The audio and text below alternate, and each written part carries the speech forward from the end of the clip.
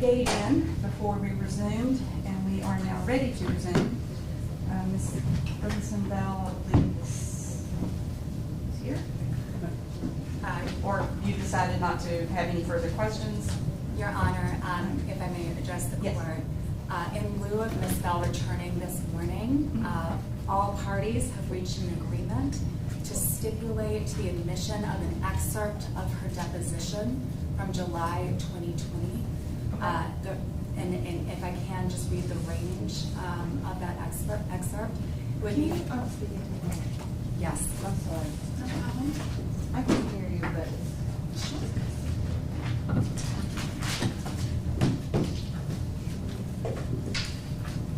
So the range of the excerpt from the deposition will be from page 159, line 15, to page 206, line 19, which addresses governmental interests. We're preparing that excerpt of the deposition to move in as Plaintiff's Exhibit 176. I've also have for the court this morning Plaintiff's Exhibit 175, which is the Shaw deposition that we previously agreed to. And I'm happy to provide the court with copies of that now.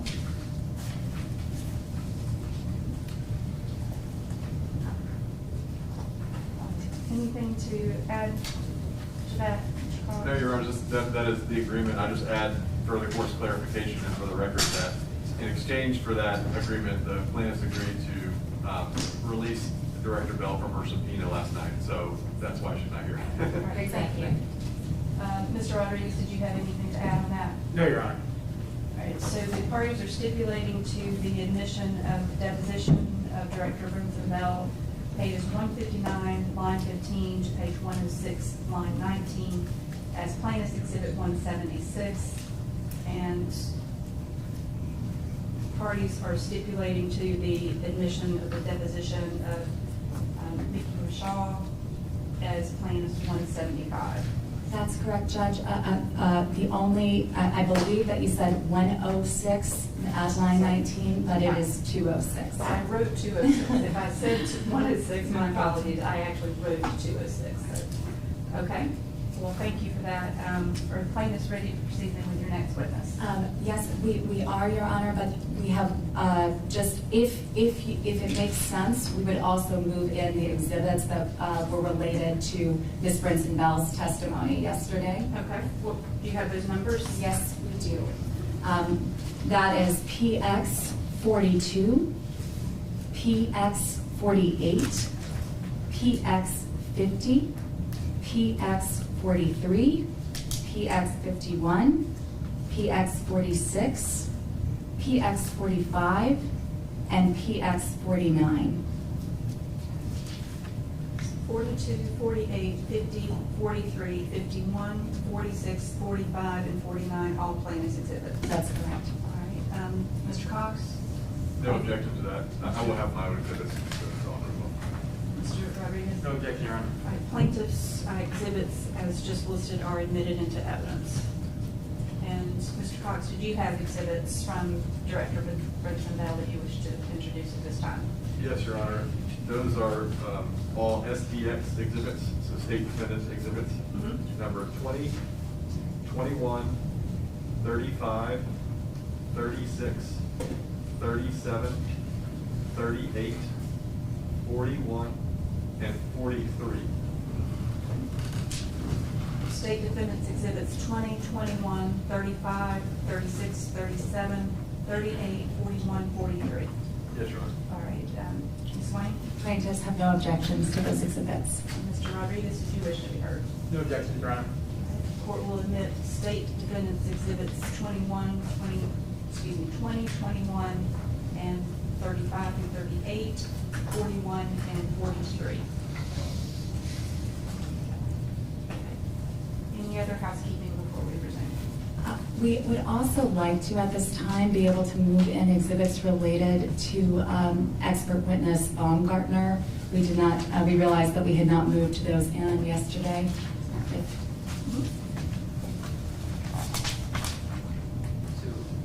I gave the numbers yesterday, but I'm happy to do it again since we're formally moving them in now. And I believe the defendants indicated this morning that they don't have any objections. That was 1, 2, 3, 4, 5, 6, 7, 8, 9, 10, 11, 12, 20, 21, 22, 23, 24, 25, and 174. Correct, all plaintiffs' exhibits. Okay, Yes. any objection? No, Your Honor. No, Your Honor. All right. Those are all admitted, and those were all plaintiff exhibit numbers? Yes. Correct. And I do have one housekeeping request, actually. If Your Honor has available the exhibits that were admitted following Dr. Burton's testimony, I have two different notes, and there was a document that I was wanting to confirm whether it's been offered. It was LDX4. I believe that's offered it, but one area where I have notes that I did not. I did not have it listed as being offered. Okay. From Monday, I have all plaintiff's exhibits, and then only the legislative defendant exhibits I had were 43 through 47, and state defendant's exhibits 36. And would Your Honor indulge me with the numbers of the plaintiff's exhibits that were admitted after Dr. Burton's testimony? I had 27, 28, 52, 53, 54, 55, 56, 156, 158, 59, 60, 61, 162 through 168, and number 175. Okay, thank you, Your Honor. Is that consistent with everyone else's? Okay. So was there, you said there was another legislative defendant exhibit that you wish to introduce? Perhaps if plaintiff's exhibit, I was trying to make sure that the legislative history documents from the 1973 session law are included in that list. And I have to cross-reference plaintiff's exhibits to see if that is in there. I don't believe. Were those not included in the exhibits 43 to 47? Those were the session laws related to the restoration law before in the 1800s. The revisions to in the 1800s, early 1900s. The session laws, the legislative history documents that I examined Dr. Burton regarding were from 1971 and 1973. Both parties have them listed as their exhibits or in their exhibit list. I just can't find the plaintiff's number. Do you guys know offhand ever if the 1973 session laws were included?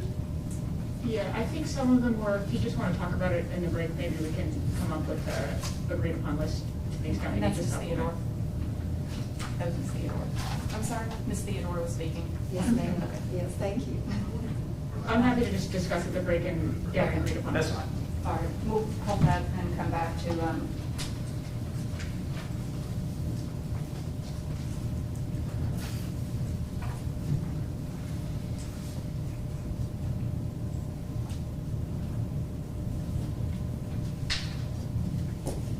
any other housekeeping this morning? None from plaintiffs. Either the defendants? Housekeeping? Okay. Plaintiffs are ready for your next witness. Good morning, Your Honor. The plaintiffs are calling Reverend T. Anthony Spearman. Reverend Spearman, you come around, sir.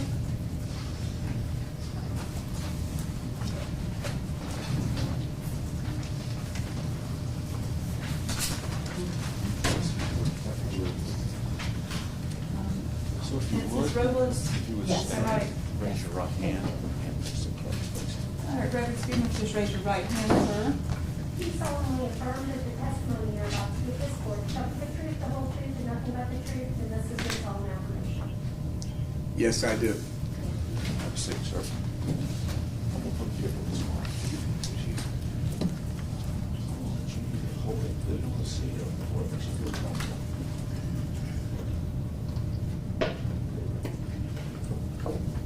Is this okay?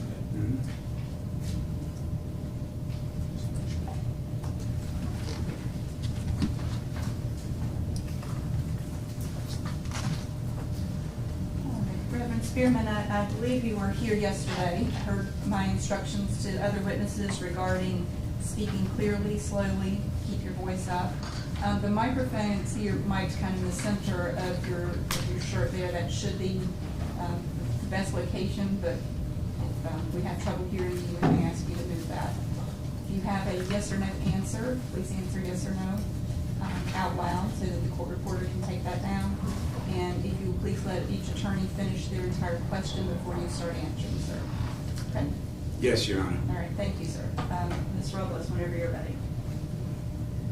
Can you please state your name for the record?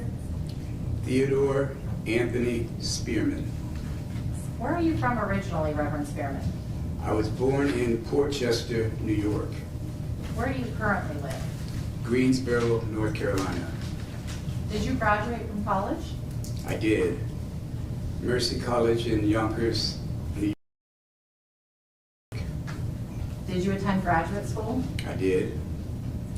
I did my Master of Divinity degree at Hood Theological Seminary in Salisbury, North Carolina, and my Doctor of Ministry degree from United Theological Seminary in Dayton, Ohio. What is your current job title? Currently, I'm serving as the president of the North Carolina State Conference of Branches, NAACP. How long have you held that position? October 8th, 2017. What are your responsibilities as president of the North Carolina NAACP? My responsibilities as president include presiding at all meetings, serving as the executive chair of the executive committee, and I have appointed powers with all the committees that are under the jurisdiction of North Carolina NAACP. How long have you been a member of the NAACP generally? I've been a member of the NAACP for 58 years. How long have you been a member of the North Carolina NAACP? Well, by virtue of my membership, since 1958, I've been a member of North Carolina NAACP as long as it's been, well, not as long as it's been in existence, but since 1963. What role, if any, did you serve in the North Carolina NAACP before 2017? Before 2017, I served as the third vice president. The North Carolina NAACP has 4 vice presidents who serve in 4 quadrants of the state. I served as the third with responsibilities in the eastern quadrant of North Carolina. Prior to that, I was the chair of the Religious Affairs Committee, and prior to that, I served as president of the Hickory Branch NAACP, and going back before even that to 2006, I believe it was, as the education chair of the Hickory Branch NAACP. Do you have any other jobs currently besides your role with North Carolina NAACP? Currently, I also, I'm the executive director of a nonprofit, and that nonprofit is, the acronym is BRIDGE, which stands for Balancing Relationships, Instilling Dignity, Growth, and Empathy. I also presently serve as a member of the Guilford County Board of Elections. What do you do as a member of the Guilford County Board of Elections? As a member of the Guilford County Board of Elections, one of I see as one of our primary responsibilities is to make sure, or to ensure, that the voters that are coming our way have the most efficient manner of being able to cast their ballots as possible. And we want to make sure that they are gaining trust and confidence in the process. Can you please describe the North Carolina NAACP as an organization? North Carolina NAACP?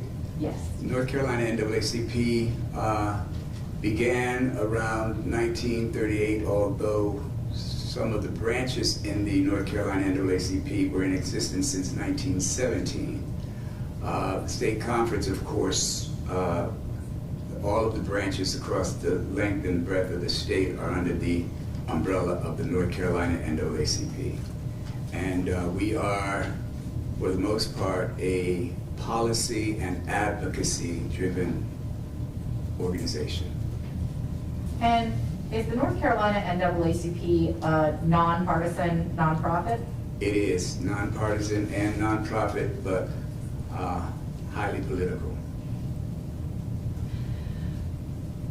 What is the mission of the North Carolina NAACP? The mission of the NAACP is to ensure the political, educational, social, and economic equality of rights of all persons, and to eliminate race-based discrimination. How many branches are there currently in the North Carolina NAACP? Currently, we have about 90 adult branches, 25 youth and college division chapters, and we have approximately 20,000 members within the state.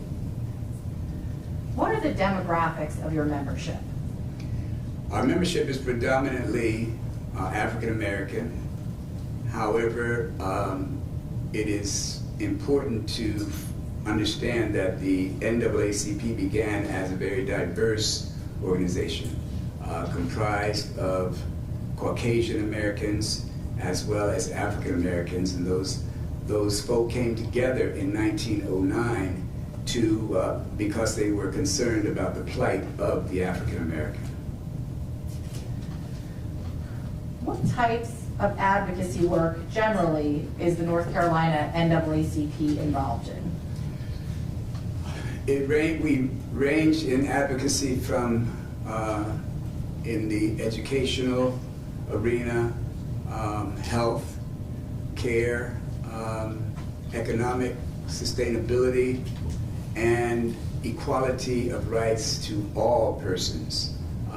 If you'll recall, a few years back, we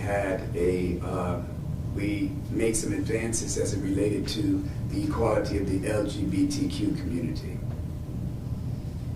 Does the North Carolina NAACP's advocacy work include voter education and engagement? Most definitely. As a matter of fact, the advocacy for voting rights or voting, period, is mentioned in our Constitution and bylaws. When we talk about one of the methods that we use, which is political action, we talk about all of our branches being engaged, mandating that all of our branches be engaged in voting rights and registration.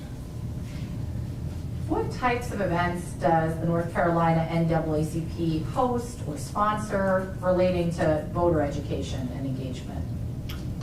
We host and sponsor a good range of events, starting with voter registration drives that we have, and those voter registration drives may occur within the framework of our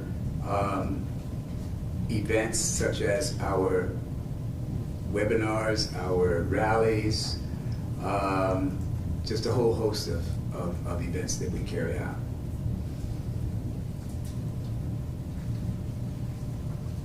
Can you describe the type of voter education efforts that the North Carolina NAACP is engaged in? We are engaged in, when we talk about voter education, we are always trying to help our people to understand the power of the vote first and foremost, and to engage them in hopefully the civic engagement process to increase their knowledge base. And so we may stand side by side with, for instance, Community Success Initiative, and assist them in their efforts or campaigns towards second chance. We stood with them when we moved forward with Ban the Box and expungements, the fines and fees, just a whole host of things. Does the North Carolina NAACP ever put out any materials, information on how to vote and when to vote? Yes, we're constantly putting out information on how and when to vote. As a matter of fact, in last year, during our Get Out the Vote efforts for last year, we did some billboarding and targeted the eastern portion of our state to help people to know when early voting started, where they could go to vote, and how they could do that. And we also engaged in some radio ads where we were telling people how they can, vote if they hadn't registered, where they can register, and during the times that they could register to vote, and those were significantly well received events or opportunities. Can you describe what the North Carolina NAACP's voter education and engagement work looked like in the 2020 election, or most recent election? Yes, in 2020, we had a campaign which we called the John Lewis Make Good Trouble Vote campaign. We, the North Carolina NAACP, believe, as John Lewis did, that the vote is the most powerful nonviolent change agent that anyone could engage in. Does the North Carolina NAACP have members who are impacted by the criminal justice system? Yes.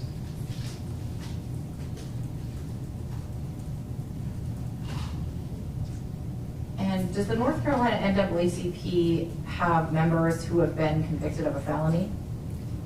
Yes. Does the North Carolina NAACP have members who are currently on probation or post-release supervision? Yes. Does the North Carolina NAACP advocate for individuals who are currently incarcerated, who are in prison or jail right now? Yes. What does that advocacy work look like?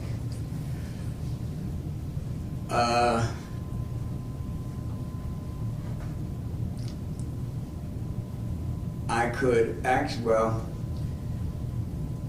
on a daily basis, as I take my place at the office, which is in Greensboro, there are floods of letters that we receive from those who are confined in the penal system. And I may, from time to time, open up a letter where the individuals are asking for assistance from the NAACP. And while we cannot address all of them, we certainly make efforts to address some of them. For instance, the other day I had one that occurred, a young man, 31 years old, in Haywood County, who was locked up in Haywood County Jail. And when I got the letter, I sent it to one of our attorneys, and yesterday he was able to be released on bond. That would not have been able to happen if we had not advocated for him. So we're constantly advocating for those who are among the prison population. Does the North Carolina NAACP advocate for people who are previously incarcerated or who are out in the community now on probation or post-release?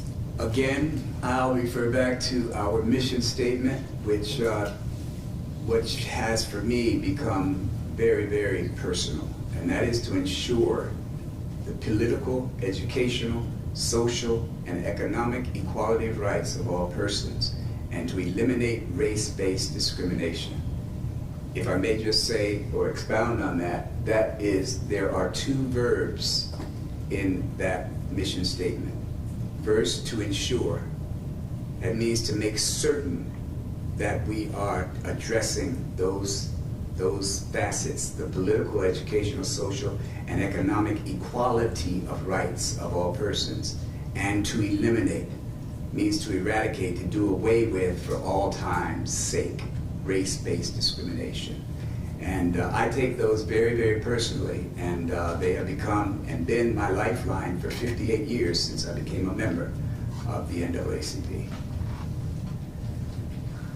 What type of advocacy work or education work does the North Carolina NAACP do for individuals who are formerly incarcerated? For those who are formerly incarcerated, we have various means of being able to engage with them, to assist them in some of the difficulties that they may have. We try to do our best to help them to understand their civil rights, and we will do that in a number of ways.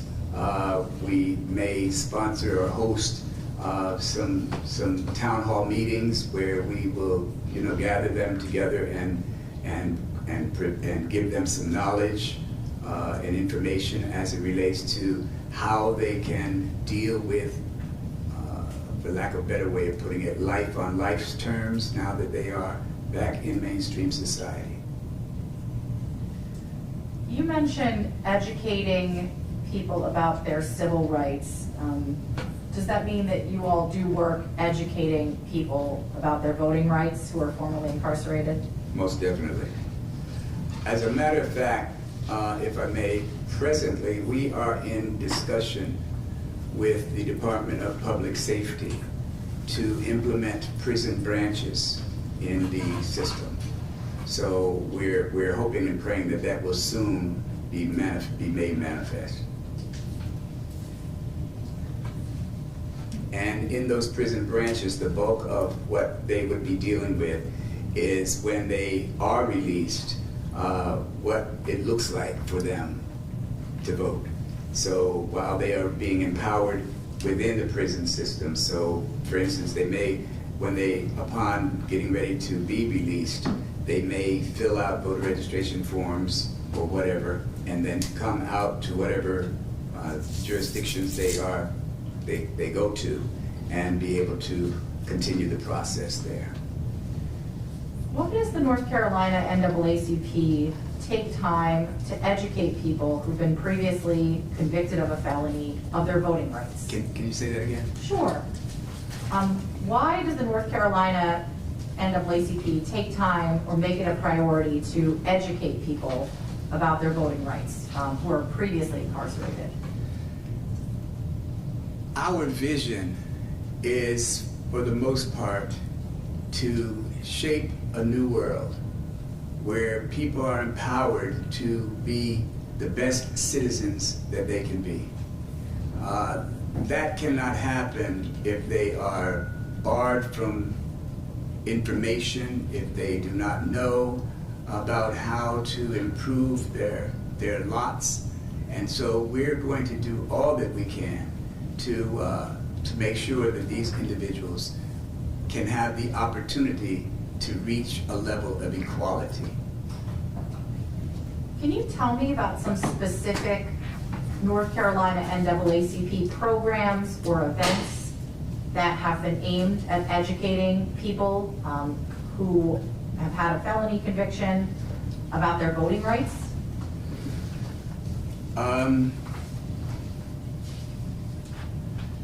Yeah, our branches are constantly engaging in events that assist voters or those who have been disfranchised to gain knowledge and information about their voting rights. As stated earlier, it starts with the finding out or determining whether or not this person has registered to vote, and then moving forward accordingly. And so we've become very creative in assisting those who are released from prisons. And have you had the opportunity yourself to educate someone who has a prior conviction about their voting rights?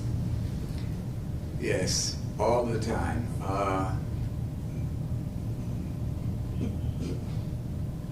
I'll go back to one individual who I didn't mention the fact that when I came to North Carolina, I engaged in prison ministry. And so I, for quite a period of time at the Raleigh Correctional Center, I was a volunteer there. As a matter of fact, one of the years, I don't know which one it was now. Can you hear me? You might need to move it up a little bit. Just move it up on your shirt a little bit. All right, I think that's better. I was volunteered one year there, and there was an individual who is now deceased, so I think it's okay for me to call his name. His name is Lamont Armstrong. And Lamont was incarcerated for murder, a murder that he did not commit. And I was able to engage with Lamont to a very large degree, and he was very trusting of me. And so when he was finally released, when they finally agreed to release him through the help of Duke, I think it was Duke Innocence, he looked to me for a lot of assistance. And one of the things that I encouraged him to do when he first got out was to register to vote, which he did, but he thought because he had been dubbed a felon that he would never be able to vote. And I said, well, think about it, because you have been released and determined innocent. And so we were able to walk him through, get him registered to vote, and that's happened with a number of people who have come out. Ronnie Long was another one who was innocent, incarcerated for more than 44 years. He's now one of the people that I mentor and walk through. When he got out, we got him to register to vote, and he voted for the first time ever last year.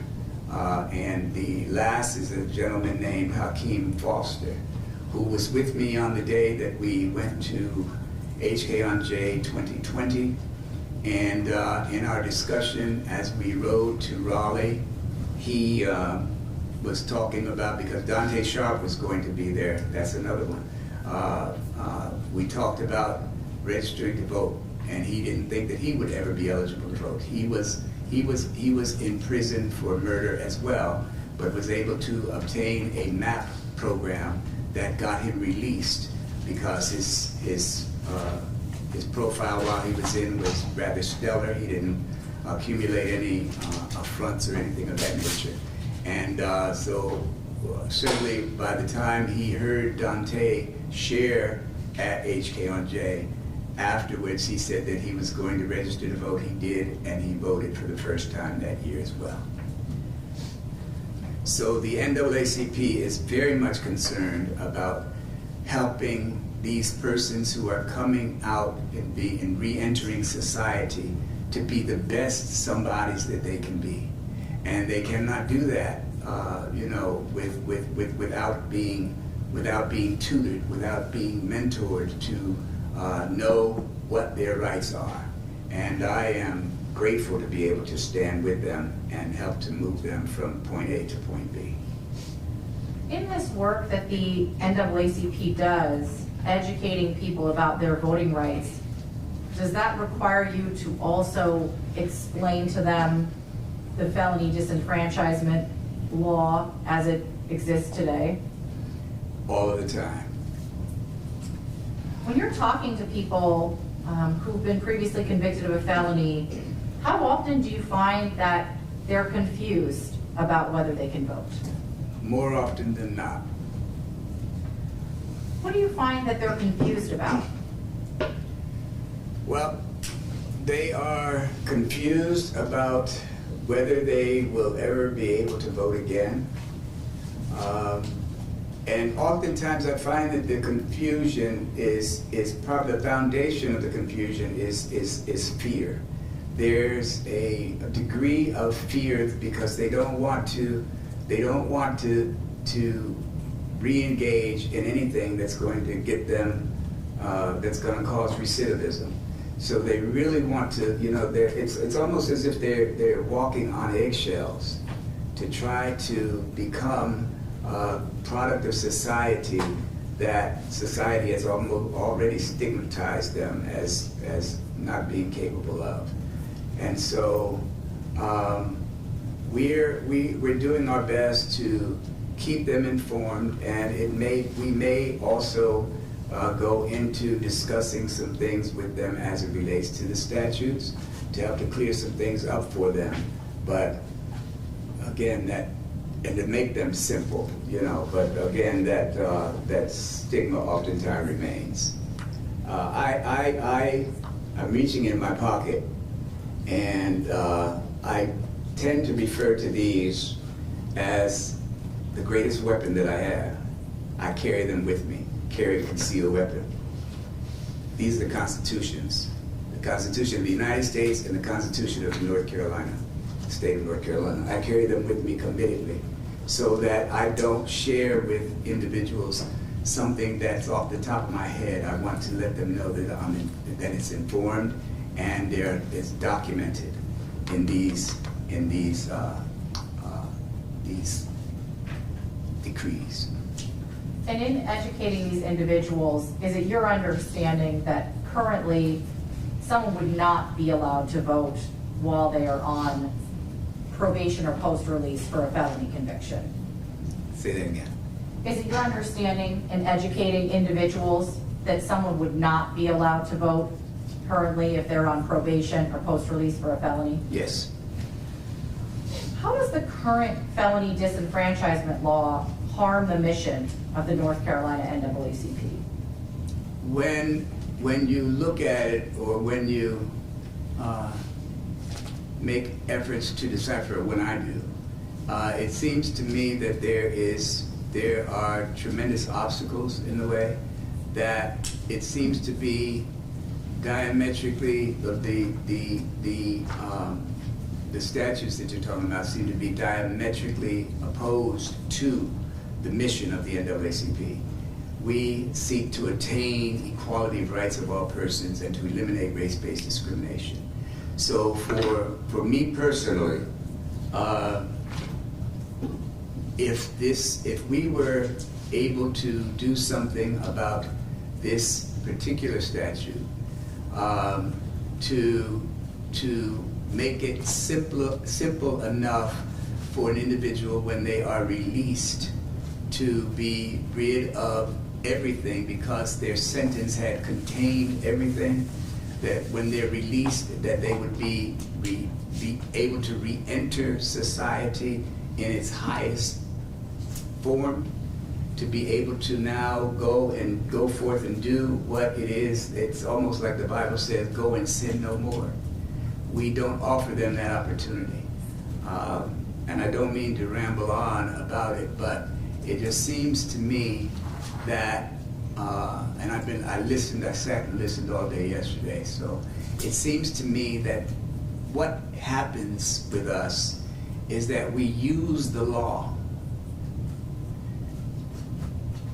as a tool to socially engineer our world, to prevent certain groups of people from being empowered as much as they can be empowered.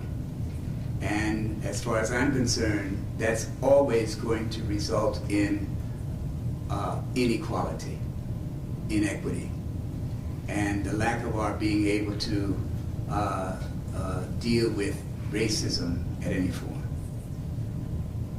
And in your experience, is not being able to vote when you are released from prison a barrier to these individuals that you speak with? Yes. Yes, as stated earlier, the vote, as far as we're concerned, the vote is one of the most powerful, nonviolent change agents in the world. And to rob a man or woman of their right to vote is something that it's just hard to conceive of, that we would do that.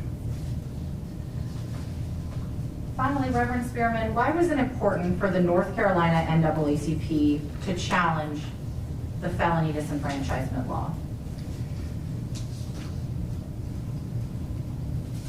When I think of my time as an individual who was doing prison ministry and walking into these facilities and oftentimes engaging with the population majority,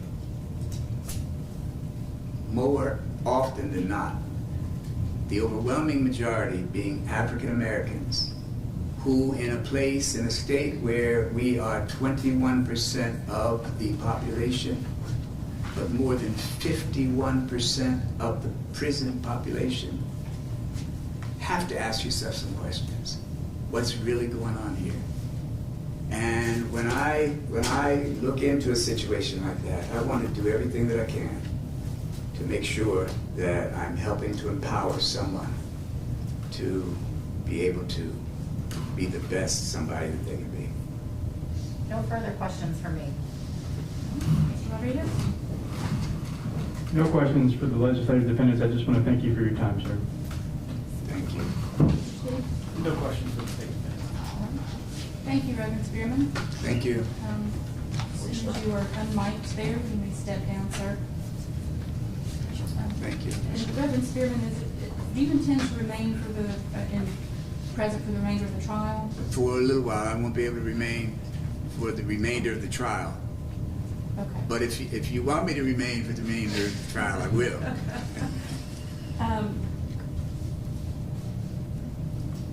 Could you remain at least until the break, sir? Yes, All right, ma'am. thank you. Thank you.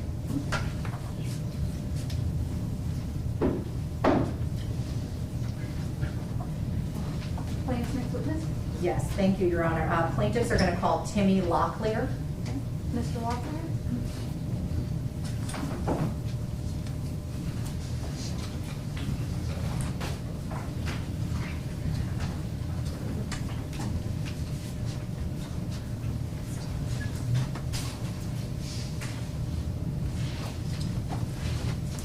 Mr. Locklear, if you would remain standing, you are welcome to remove your mask to testify.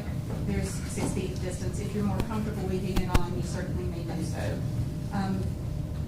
You can go ahead and be mic'd, and then we'll have you sworn. Or go ahead and be affirmed so the clerk can sit down. You just raise your right hand, please, sir. Do you solemnly affirm that the testimony you're about to give this court shall be the truth, the whole truth, and nothing but the truth, and this is your solemn affirmation? I do. Thank you.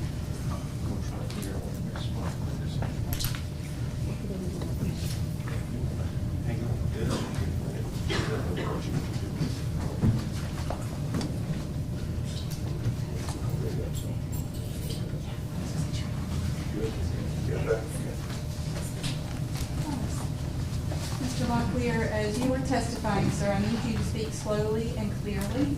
The court reporter seated in front of me, she's taking down everything that you're saying. As the attorneys ask their questions of you, sir, if you could please let them finish their entire question before you start answering. The court reporter can't take down 2 people talking to you at the same time. If it is a yes or no answer that you need to give to a question, I need you to answer out loud with yes or no.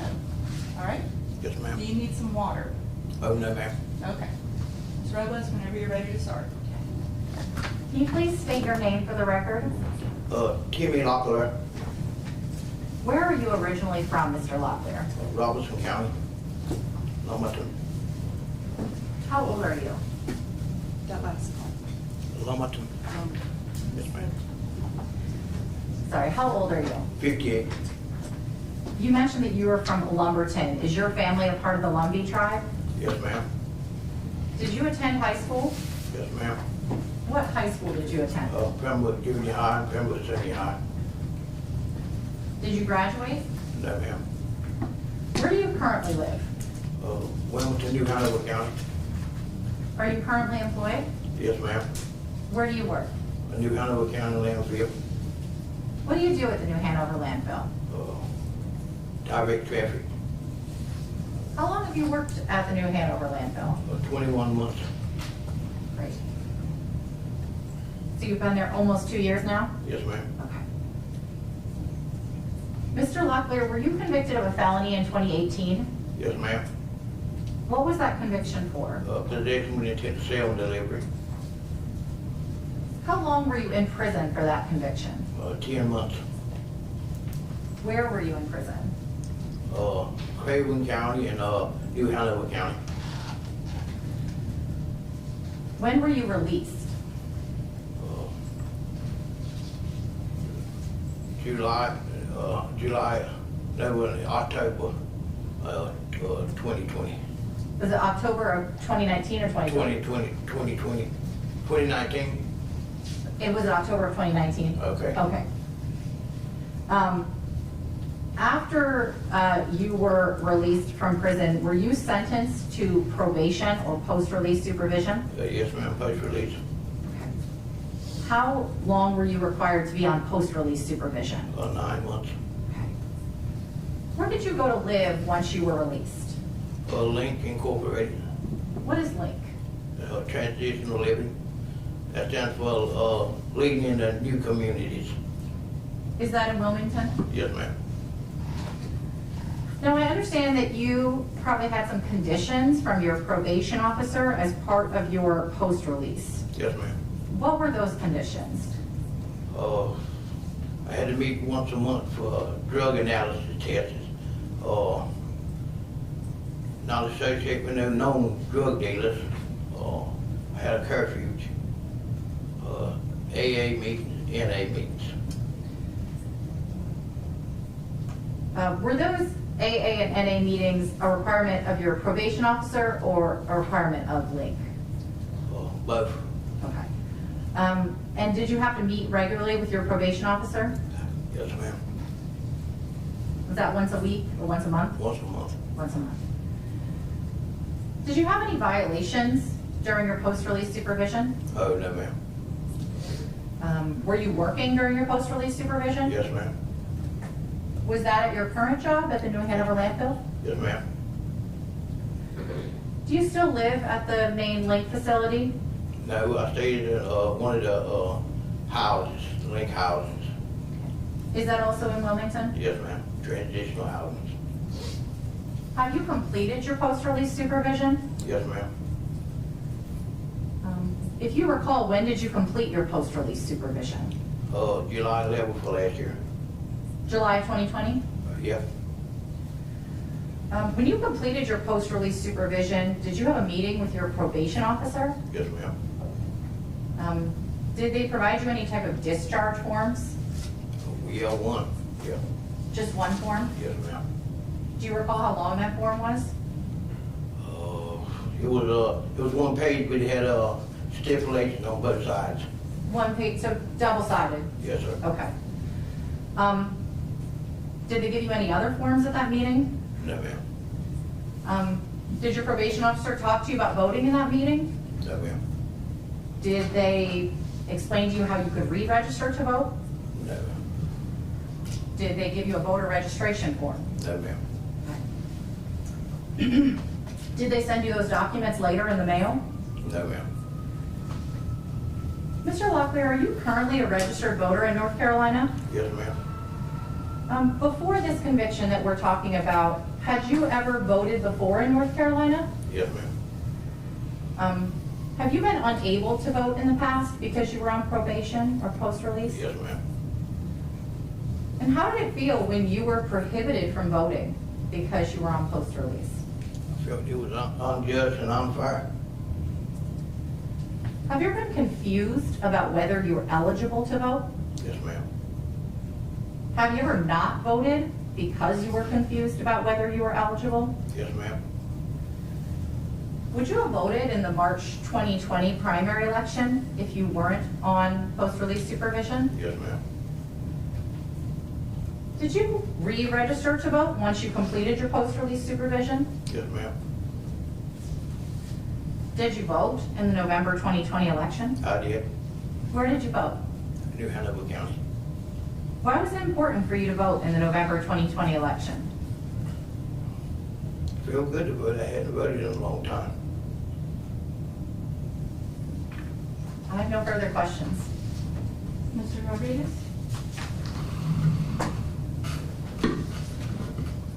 Mr. Locklear, are you aware that following the conclusion of your post-release supervision, you are automatically entitled to register to vote and to vote?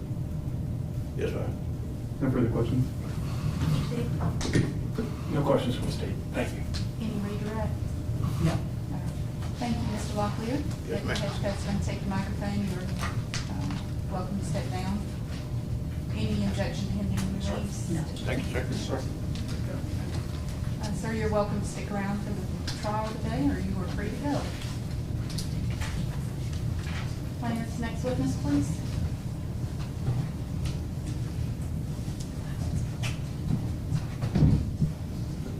Good morning, Your Honor. Whitley Carpenter for the plaintiffs, and I would like to call Corey Purdy to the stand.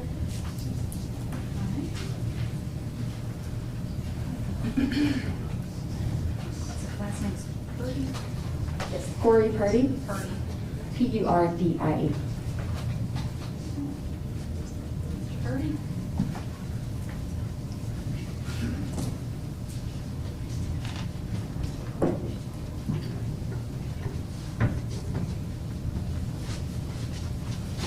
Sir, would you just face the clerk, raise your right hand? If you would just raise your right hand, please, sir.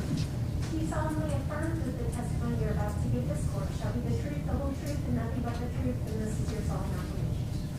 I do. Have a seat, sir. Both of this, you can put the chair where you feel comfortable. Move this up. Last job.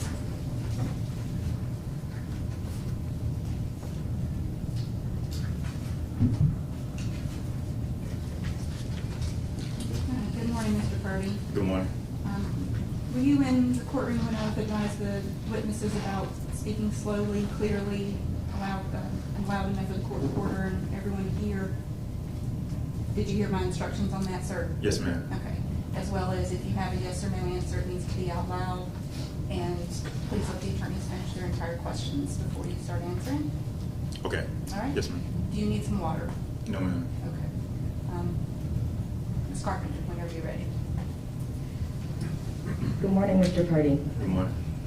Will you please state your full name for the record? Corey Antonell Purdy Where are you from, Mr. Purdy? from New Bern, North Carolina. Currently reside in Wake Forest. How are you employed? I'm Executive Director of Washaway Unemployment.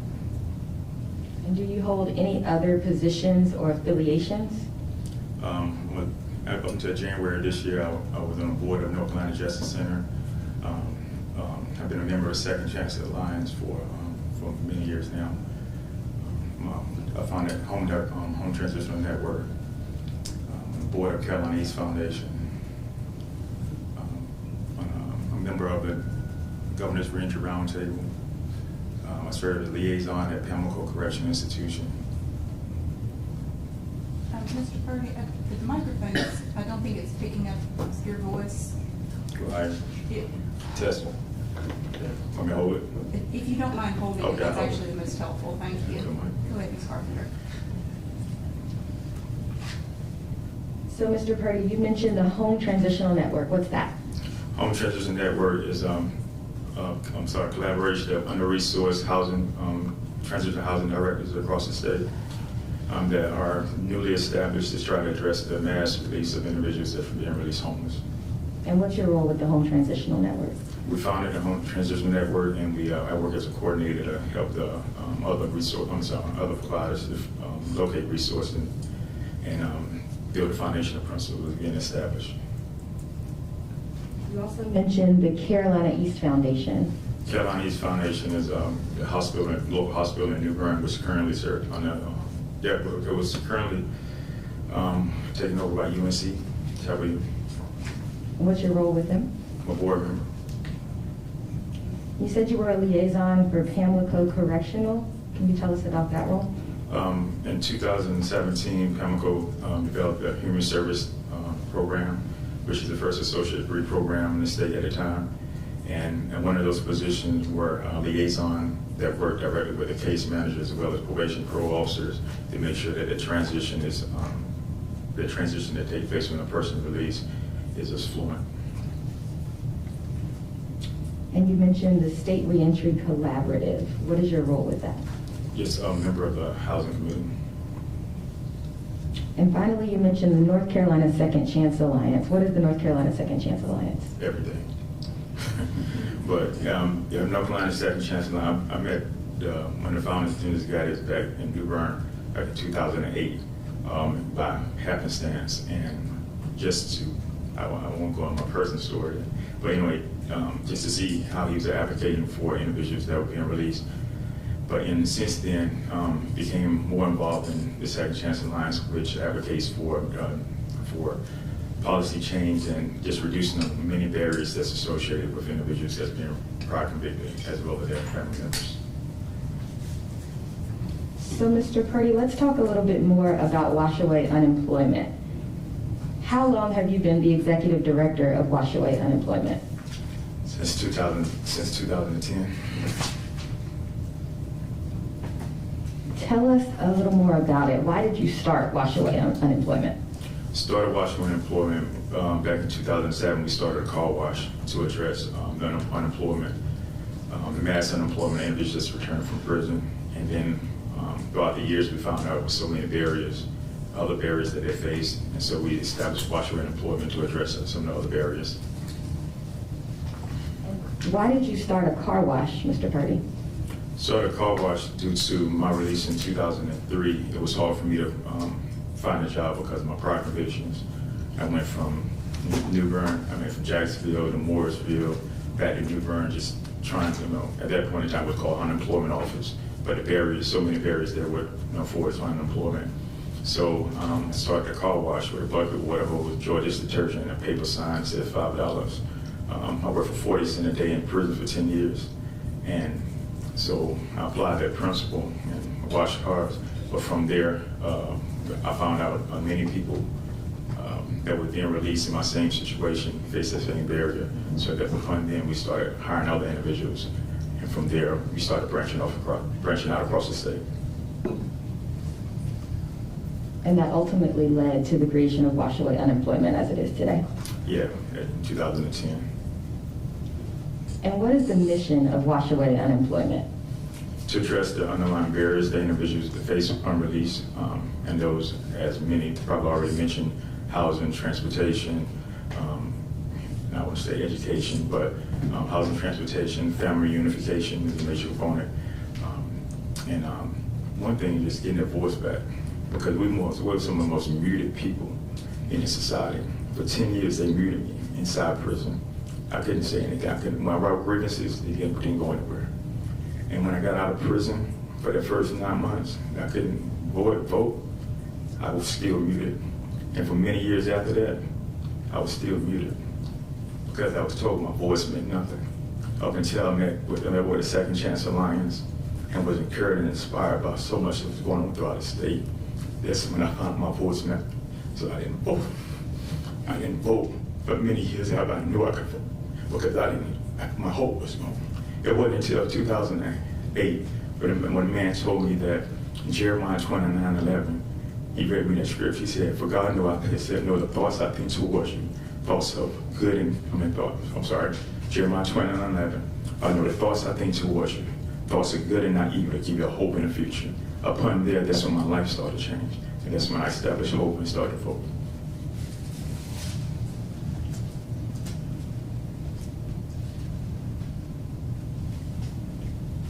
Mr. Purdy, what are your responsibilities as the executive director of Washaway Unemployment?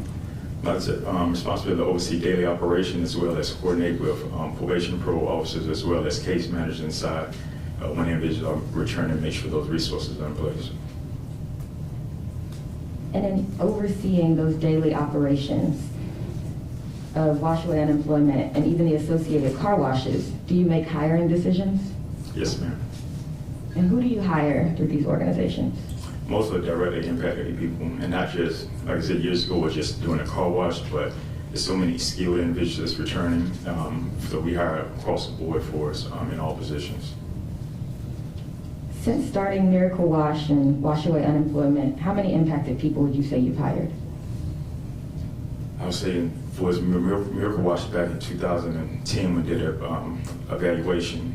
Our evaluation $984,000 that we had spent for staff and just development for staff.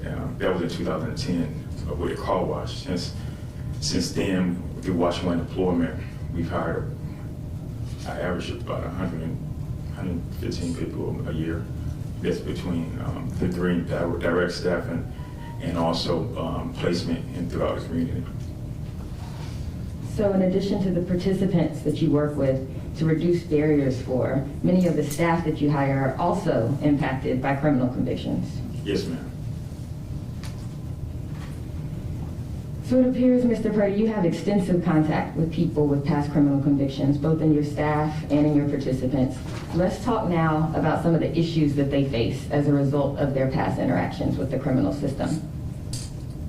What are some of the issues that your participants face with reintegrating into society upon release from incarceration? When you say issues, meaning? Barriers. Barriers.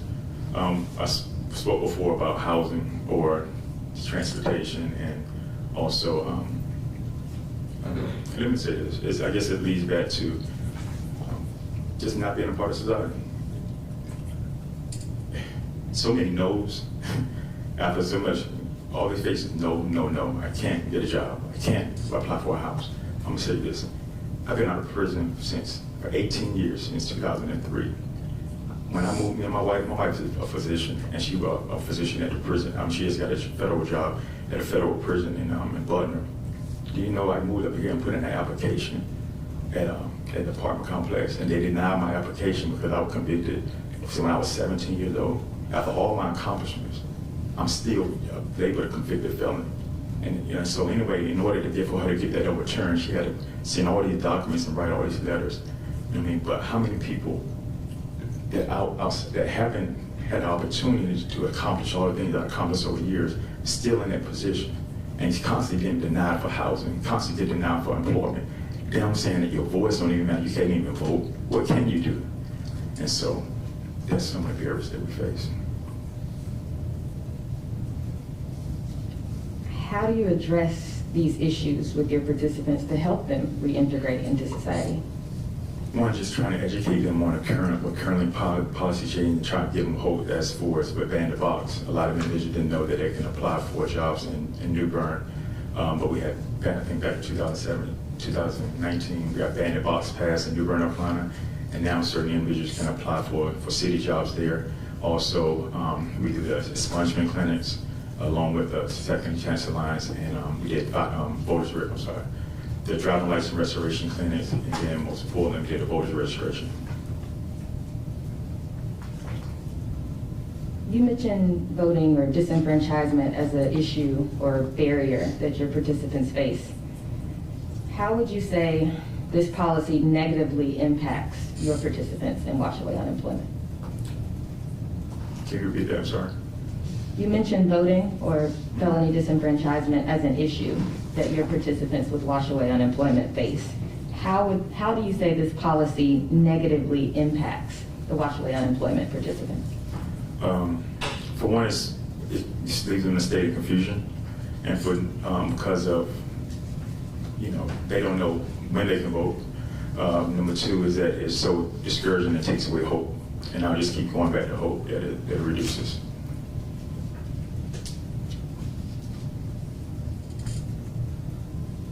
Does disenfranchisement get in the way of your participants successfully reintegrating back into society? Yes. How so? Can you repeat that again? I'm sorry. I'm sorry. Yeah, does disenfranchisement get in the way of your participants successfully reintegrating back into society? Yes, because they're not, because of that barrier. A lot of other areas they don't push it forward. They may have a lot of skill sets. And the hardest thing is I see so much potential in individuals, but they don't see the potential in themselves because it's just been told in them so much that they cannot.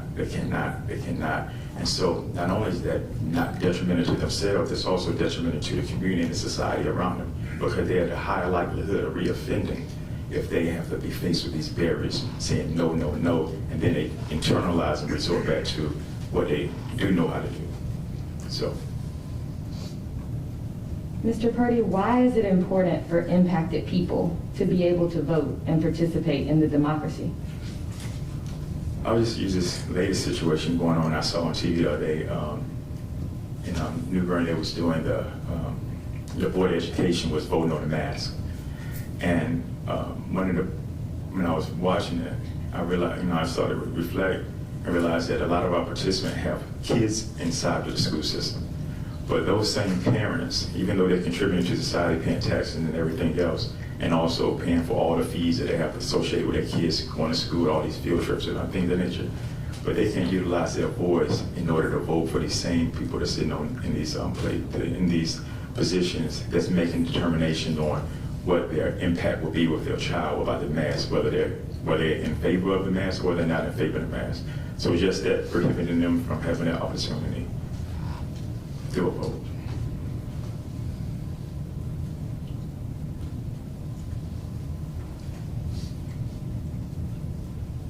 Mr. Purdy, earlier in your testimony, you mentioned educating people about ban the box and some policy advocacy. What kinds of policies does Washaway Unemployment advocate for in North Carolina? You said ban the box. We did the raise the age policy. We did, the Second Chance Act. My mind's going blank, I'm sorry. The Raise the Age, Second Chance Act. I'm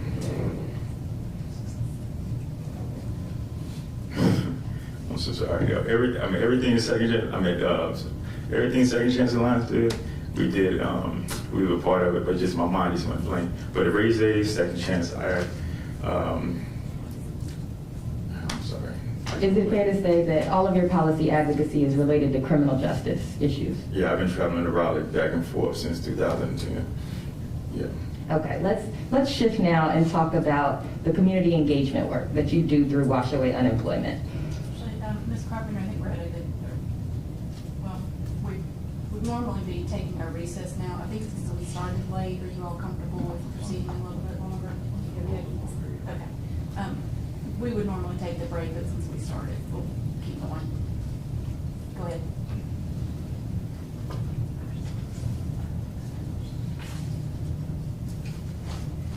So, Mr. Purdy, let's talk about your community engagement work that you do through Washaway Unemployment. What kinds of events and gatherings does Washaway Unemployment convene in the community? We do, we do the expungement clinics, we do the voters registration, driver license clinics, we do the job fairs, the housing resource fairs. And who do you engage with at these community events? People who have been formerly incarcerated or are currently or prior convictions, as well as their family members, as well as community employers and some the local police department and board of aldermen at some of these meetings. And what are some of the issues that you discuss at these events? Some of the issues that we discuss as far as expungements is who's eligible, who may not be eligible. For the job fairs, just making them aware of what job opportunities are there. Because voters registration tribes, even with NAACP is there, and also a lot of the local voting, the local branch is also there to help them with the process and answer a lot of the confusing questions that they may have. And of all these issues, which ones are difficult to discuss with community members? Most difficult, I would say, is that I'm definitely the voting component, just because it's just so hard to encourage them to testimony to. I can talk loud. Testimony too. We've had problems with that mic. Yeah, no problem. The whole But the the hardest one is just probably the voting registration, just because it's just so hard to encourage them to that a lot of them that they can, the ones that can, and then encourage those that may be able to just to participate in the process. And why do you think it's difficult to discuss, or why are people hesitant? Like I said, over so many years of being told no that they can't, it just, it's almost, it's what you say, programming. You program a child to say, you can't, no. And like myself, no for so many years. And then also, one individual made a prime example last year when we did a voters registration drive, is that they came out to drop someone else off to vote, but the same individual was sitting in a car and they wouldn't get out. Someone tried to encourage them to get out and vote, and they said, I can't vote because I'm a felon. But after talking to them, that person had been out been off parole for a few years, but still, that person went back and said that, nah, I just seen somebody get locked up and charged with another felony for voting. I'm not participating. So they said they weren't willing to take the testing. Yeah, they weren't willing to take the risk to vote because they were afraid to be charged with another felony. And how often do you find, Mr. Purdy, that people are confused about their voting rights? All the time. And how often do you find, Mr. Purdy, that people are scared to vote? All the time. Let's talk now about the impact this disenfranchisement policy has on Washaway unemployment and its participants. So, of your participants and residents with Washaway, how many have been impacted by felony disenfranchisement? I would say we have some misdemeanors, so I would say probably about 90% of our participants are convicted felons. Sir, you said 90? 90. Yes, ma'am. And I said 10%, around about 10% are misdemeanor cases, but about 90% are convicted felons.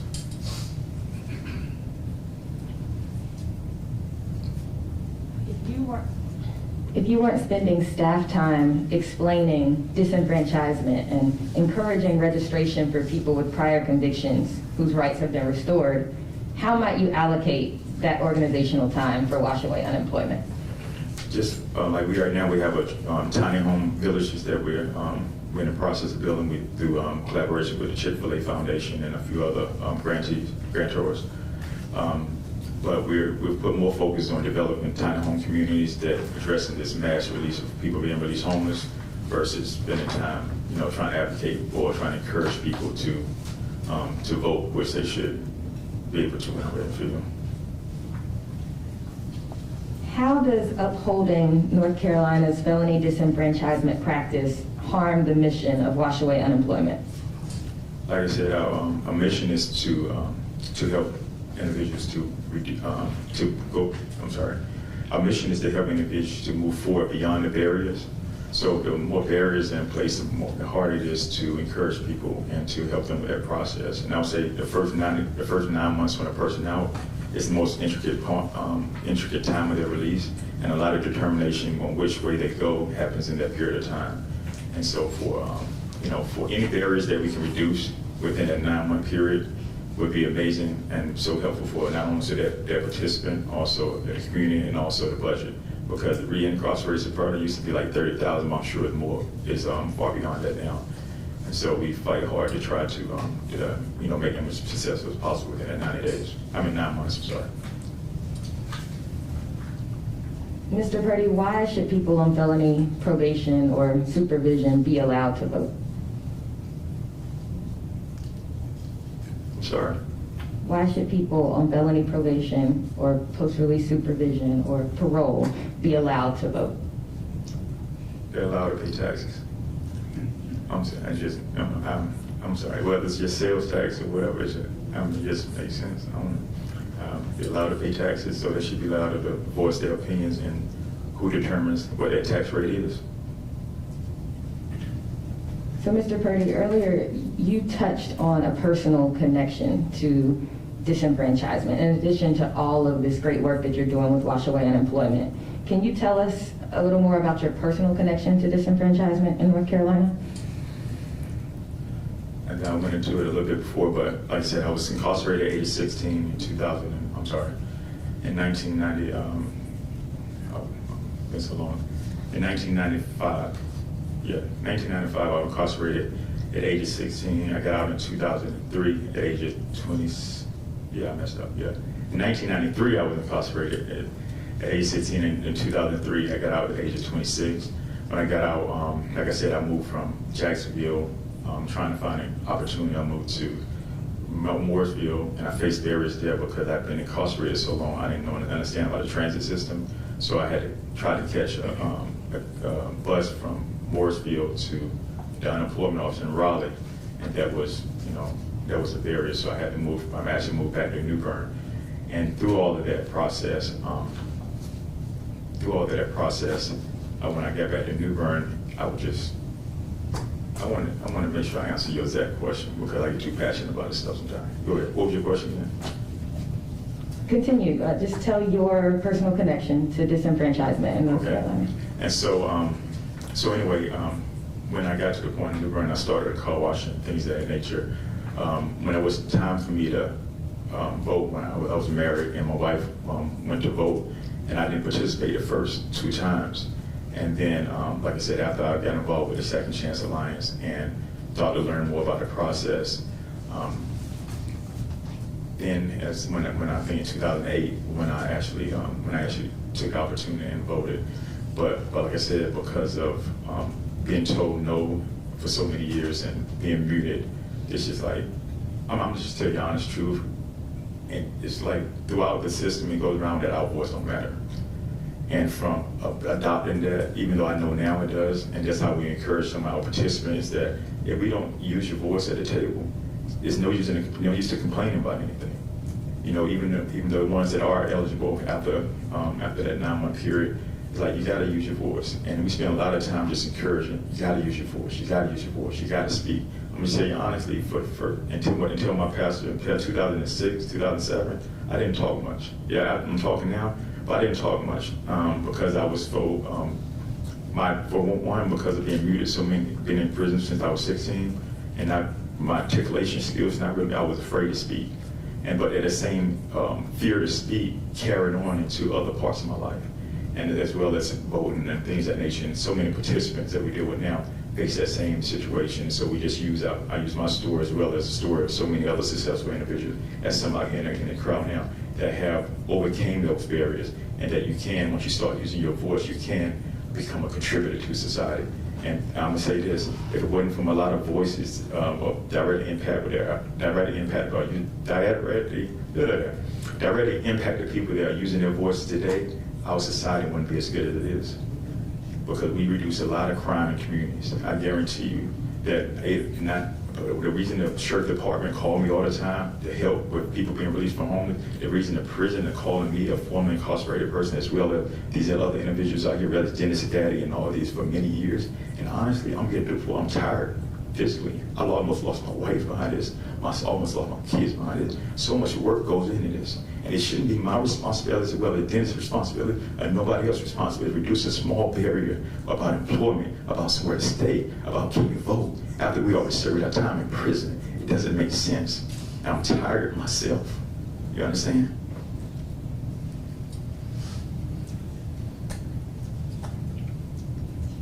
Mr. Purdy, you testified about the sense of hope that people lose upon their incarceration or their criminal sentencing and being told no.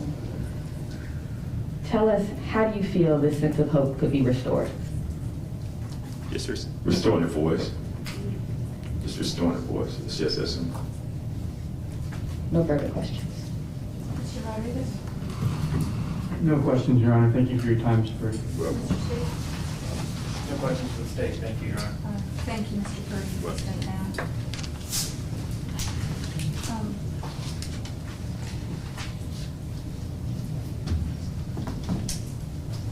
Before we announce recess, could I see my colleagues in the back for just a moment, and if you all would just be at ease? For a moment, we will come back in. Thank you.